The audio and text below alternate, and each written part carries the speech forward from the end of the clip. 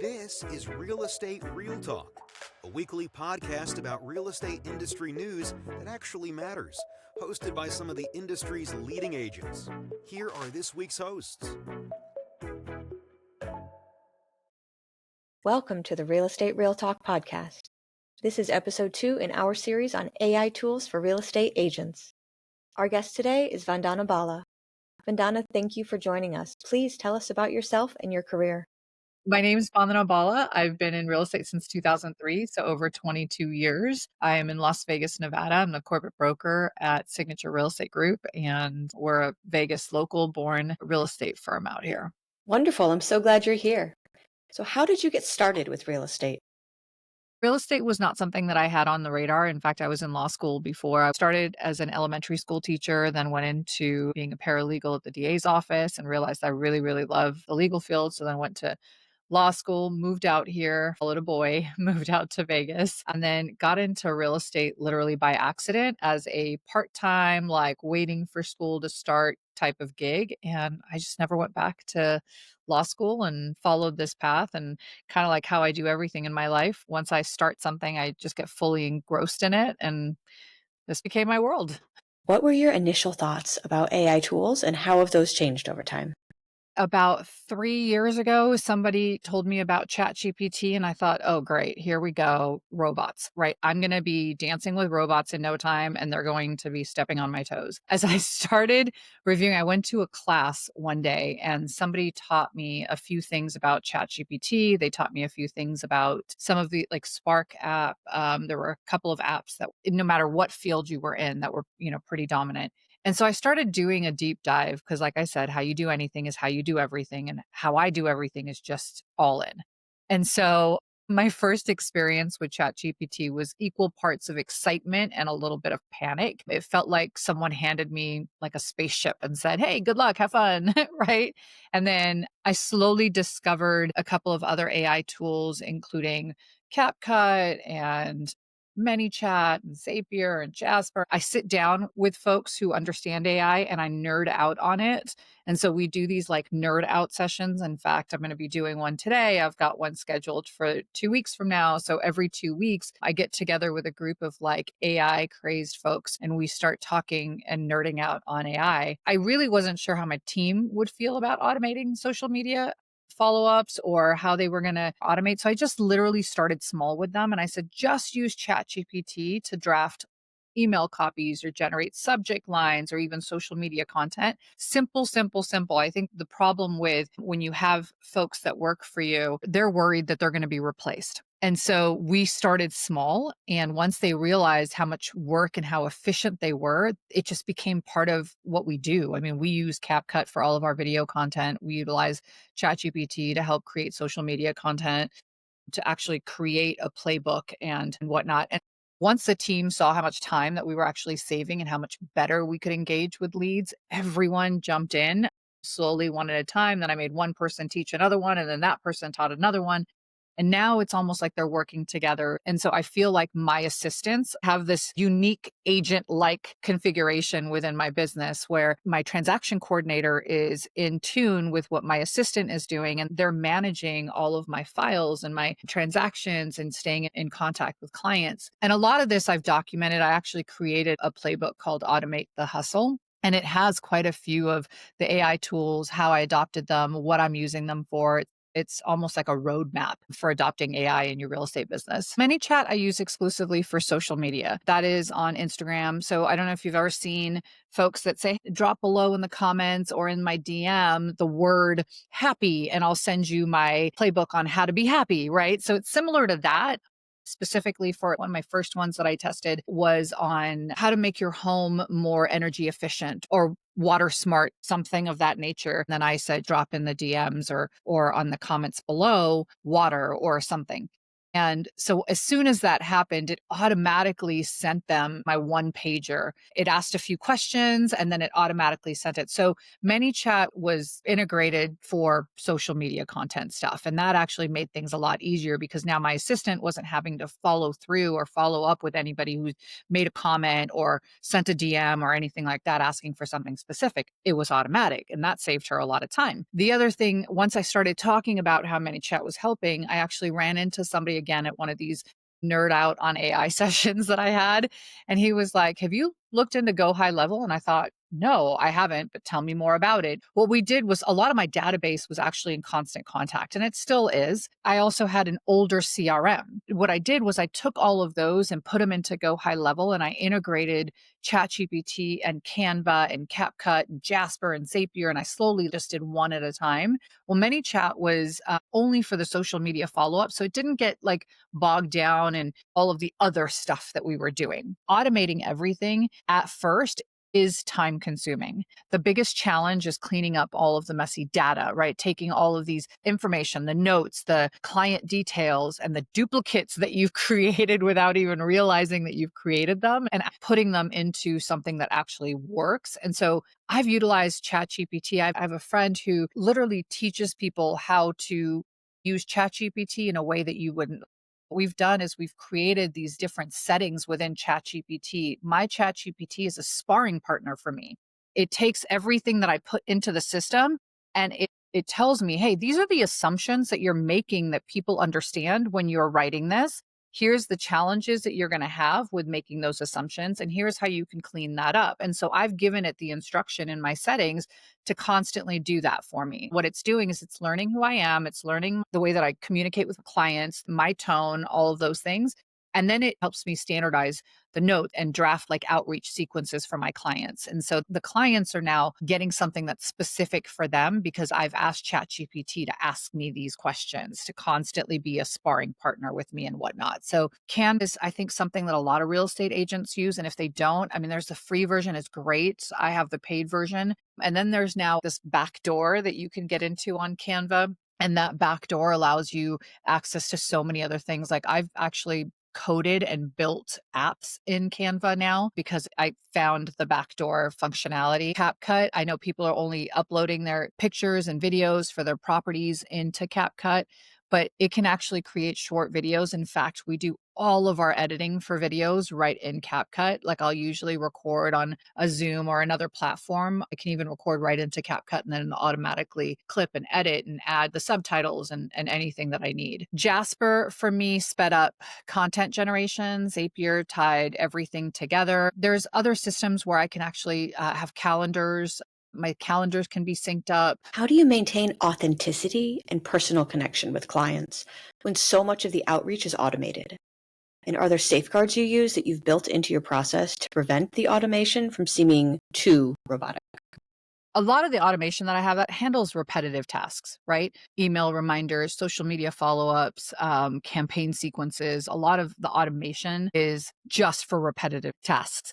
Every message is reviewed and personalized by me. Every single one. Even with my assistant, sometimes I'm like, hey, this sounds a little bit off. It's not quite me. Can we tweak this? You know, we have projects. Her and I have projects, and each project has directions and instructions. And some of the projects even have my clients' names on it. What I try to do is add personal phone calls, text messages. It started creating apps within Canva. And so one of the apps that I created, it was funny because I was teaching a class regarding AI. And I just randomly asked somebody, I said, hey, what's the one thing that you're having an issue with right now in your business that if you could get a hold of, it would change how you did your business and how much business would actually be coming in? And somebody in the audience was like, well, one of my biggest problems that I'm having is actually staying in touch with my clients, right? Staying in touch with my clients in a way that feels authentic, that doesn't feel automated, so on and so forth. So I said, okay, I said, let's automate that. Now my buzzwords are let's automate that hustle, right? So then I went into Canva within the back door and I created an app and I asked her, I said, how many clients do you have? She said 200. I said, okay. So I had Canva code an app for me that's now on a website. And I said, I've got 200 clients that I want to stay in communication with on a monthly basis. I want to vary the way that I communicate with them. So like I'm giving it a lot of information, right? And the reason I give it a lot of information, imagine if I said to you, hey, go ahead and do a CMA for me.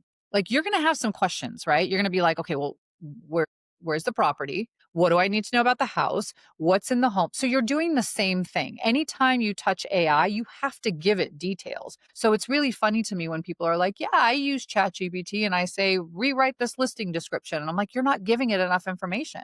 You are giving it just basic, you're just saying, hey, create a CMA.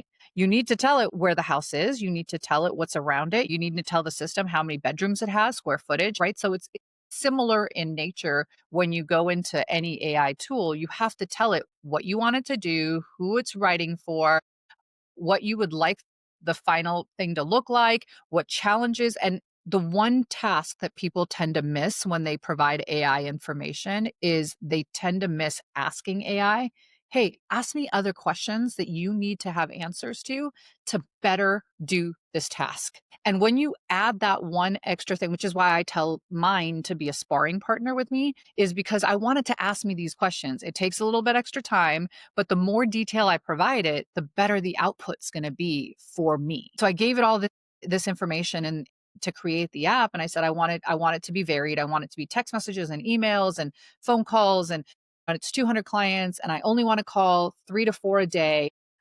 Tell me how to do this, knowing that I'm only going to call them first thing in the morning between this time and blah, blah, blah.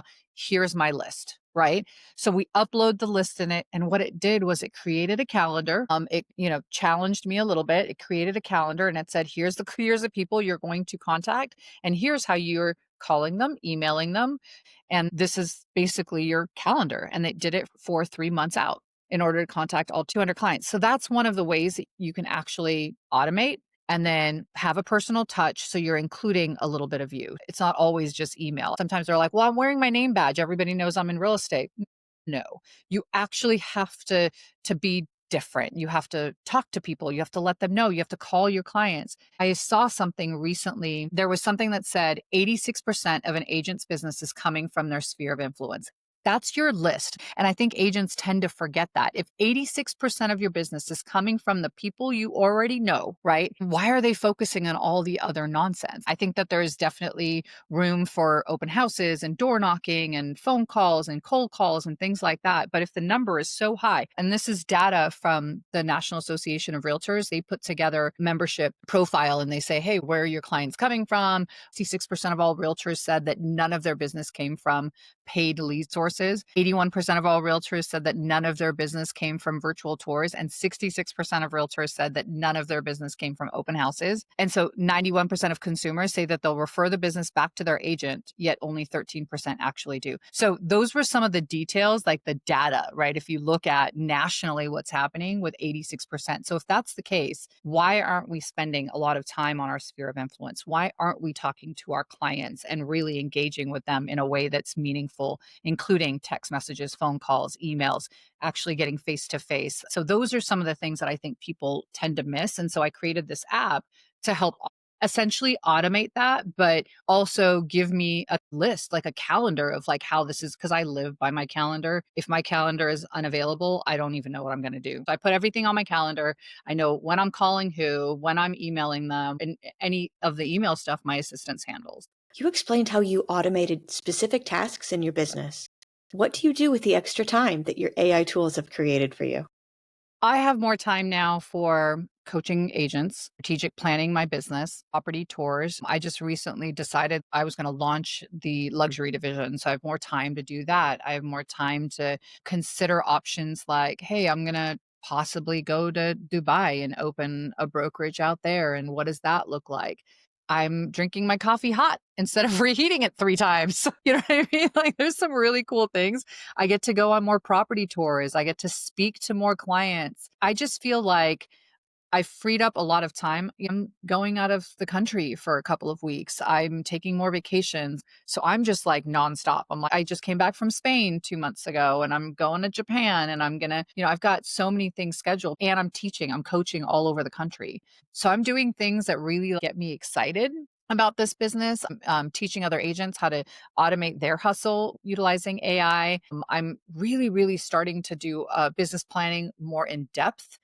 I'm looking at other businesses to invest in. I can think differently when I'm not constantly in my business because now I'm thinking about how I can improve it, what I can do better. All of my classes are going online now. So anything that I've wanted to do, like the goals that I've set for myself, AI is helping me do it faster.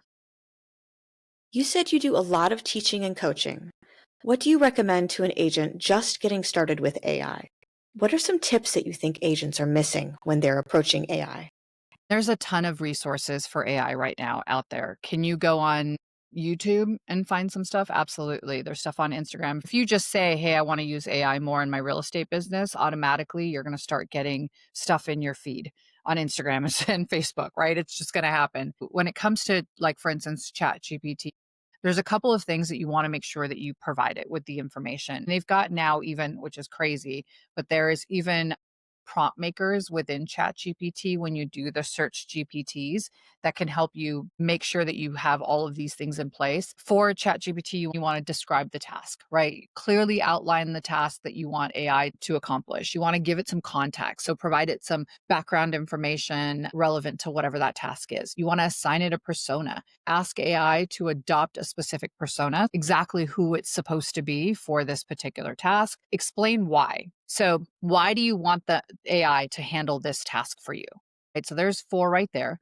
You want to establish some limits, meaning, hey, I don't want you to do this, or make sure that you don't violate any federal or Nevada fair housing laws or whatever the state fair housing laws are. I give it specific requirements. It's here's the information that you need. Here's some of the requirements for this particular task that I want you to have. And then I ask it to interview me. So those are the 7 things that you want to make sure that AI has, that any system that you utilize that's AI or creating anything for you, that it has those 7 things and that it knows to ask you to interview you or to be a sparring partner with you. The more detail you provide every time you engage with ChatGPT, for instance, it's learning about you. And so it understands a little bit more. So if you put a prompt in and I put that same prompt in, we're likely going to get something similar, but with a variation, because you've provided it with some data over the course of the last year, and I've provided it some data over the course of the last year. It's going to have our tones in it,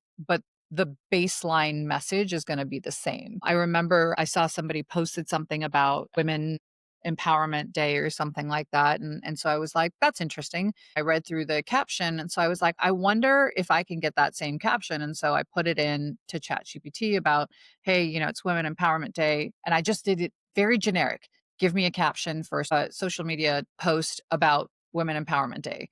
And I kid you not, it was the almost to the T, like about 90% the same as that person's, which means that they didn't provide it enough information. And that's where people get found out. Have you ever experienced a moment when AI lead scoring flagged a prospect that you might have overlooked or deprioritized someone who looked promising but wasn't? I have an agent that I coach, and she walked in. She's like, this client has been looking at every single one of the properties that I send to him. But when I text him, he doesn't respond back. So I'm like, okay, let's take all of that data, put it into ChatGPT, and have it give you some form of predictive analysis, like a lead scoring almost, on how this particular client is going to engage in the future. And so we actually did that, and we learned, like, it's not AI is not a crystal ball. So let me just put that right there, right? It's meant to be a smart co-pilot. You have to trust your instinct. And when I say that, she's like, well, should I continue to call? And I'm like, what would you normally do? My theory on follow-up is you basically follow up until they buy or die, either one of the two, right?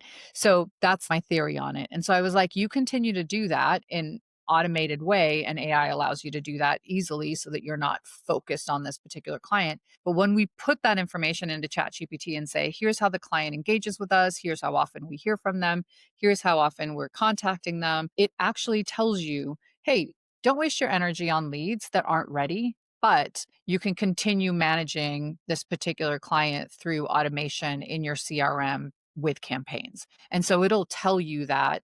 How often are you communicating with that client? How often are they viewing what you've sent them? Because that's the best part about CRMs, is that you can see when someone's opened the email and once they've engaged in it, and how, if they've taken it a step further, what that looks like. You can integrate everything and essentially automate what you normally couldn't before. Are there any key steps that agents need to do when trying to automate specific aspects of their business?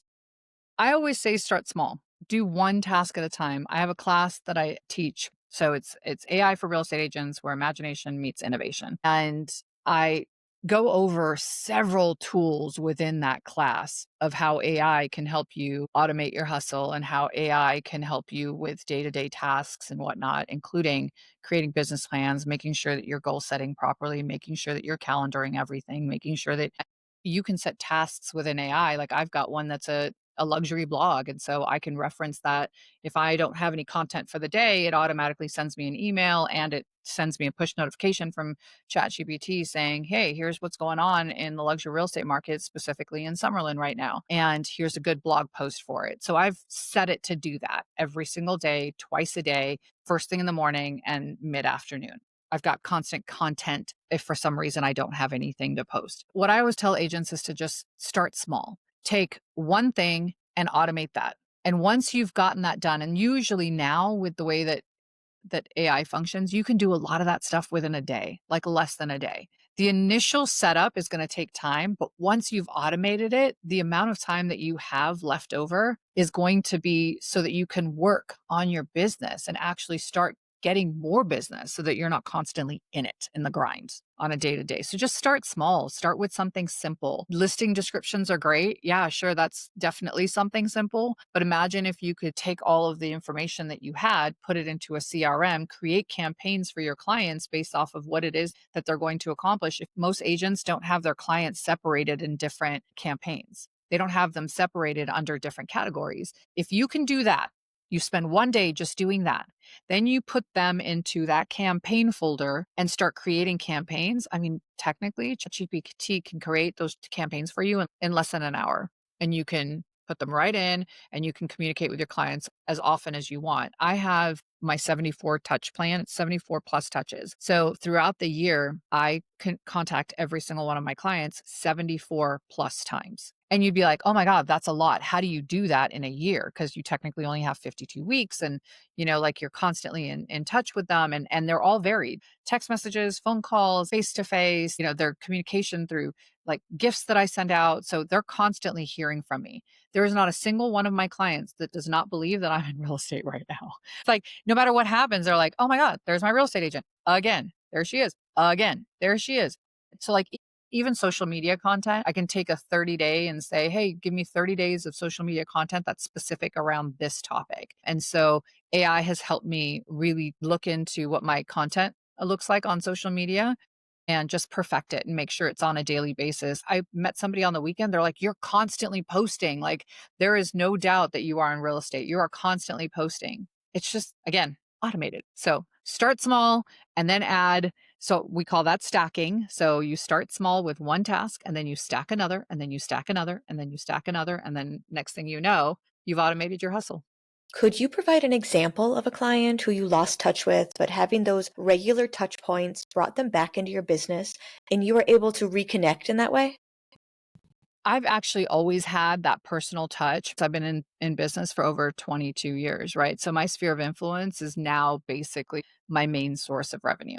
Pre-AI, I used to call, text, email my clients no matter what anyway. So all AI did was really help me engage with them better, engage with them more often, engage with them in a way that, that didn't feel like it was forced.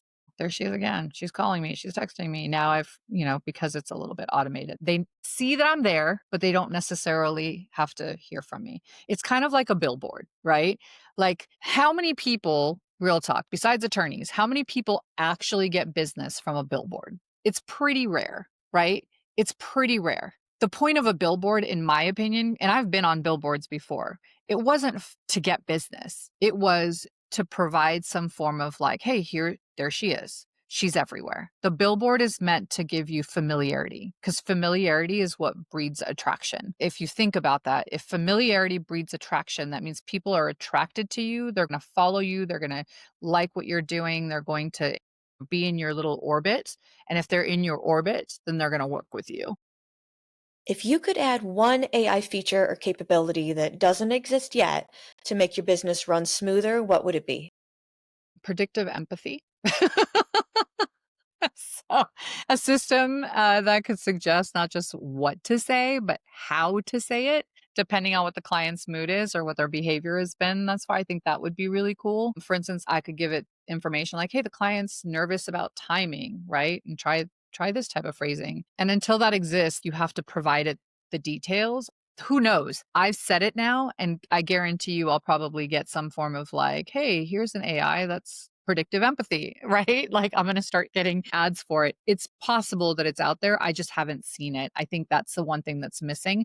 But I don't even know. And I don't know to what degree I want something like that, because then again, you lose that personal touch. There has to be a point where you just say AI is good for business because it allows me to stay in front of my clients. But ultimately, my touch is what's going to keep them there. Right. So I would say get as much of the automation in your business as you can. You can never replace yourself. Act like AI is that. It would help for workflow and repetitive systems, but everything else should have your touch to it. Are there any last points you want to discuss about what the future of AI looks like for real estate? I would say that I think people are really worried that AI is going to take over their business. The ones who are really concerned are the ones who haven't even started doing video yet. Do not get overwhelmed by this. It is going to be the future. AI is going to be part of what we do on a day-to-day basis. Start small, start integrating it, create content, do something simple, hire somebody that knows how to do it to help you manage it in the beginning. There are so many coaches out there that really understand this, and there's so many people who really don't. The way that I started was I literally had these let's nerd out on AI sessions with different people, and I learned something new from every single person. I combined all this data and this information, which is really what I've done with every single one of my other classes. So it doesn't matter if it's like yesterday, I taught a class on the residential purchase agreement. Well, there was a lot of content that I talked about in that class that I learned from other brokers that have been in town or from other real estate agents or doing transactions. That wasn't all my knowledge. What I would recommend is creating masterminds, nerd sessions about something that you think would help you in your workflow and maximize efficiency. It doesn't have to be that AI takes over your world, but you just start with one little thing, and that could change how you manage your life. I have one more thing to add. I want to remind listeners that ChatGPT has several versions within it. One version is great for something and another version is great for something else. Like the new ChatGPT 5.0, that actually goes in and it does deep dives on just about everything. So test the different systems. Don't just use the latest one because it might not be the right one for you. You may want to go with the simple one. You may want to go with the one that they had launched previously, which is the 4.0. That one seemed to be great. So just test out, and each one of them will give you a different output, but test out what would work for you that doesn't overwhelm you and start with that. The best advice that I was ever given, the best advice that I continue to give moving forward to people is that ChatGPT, as long as it has as much information about you as possible, it's going to provide you with better output. And it learns it, holds it, keeps it in the system so that it can then use that and utilize it for everything else that you do in the future. So what I recommend to everybody that's starting out, or even today, if you've never done it today, go in, tell ChatGPT, hey, I'm about to ask you to do a lot of content creation for me, blogs, tasks and whatnot. I want you to ask me 20 questions about myself and my business that's going to help you create all of this stuff for me, right? Make sure you tell it to do it one at a time. If you have a bio, dump that in there and just let it go. When you hit the enter button, it's going to start asking you one question at a time. Take time, sit down and really answer those. If you sit down and answer those, it'll have so much data on your business and who you are, the clients that you're trying to reach out to, what your system looks like, and then it will help you build whatever else it is that you need. I think that's the first thing that every single person should do when it comes to ChatGPT or any AI tool that you're using. Thank you, Vandana, for such great advice. It was a pleasure having you on the podcast, and you gave all of our listeners a lot of new tips and techniques to implement with AI. Thanks for listening to Real Estate Real Talk.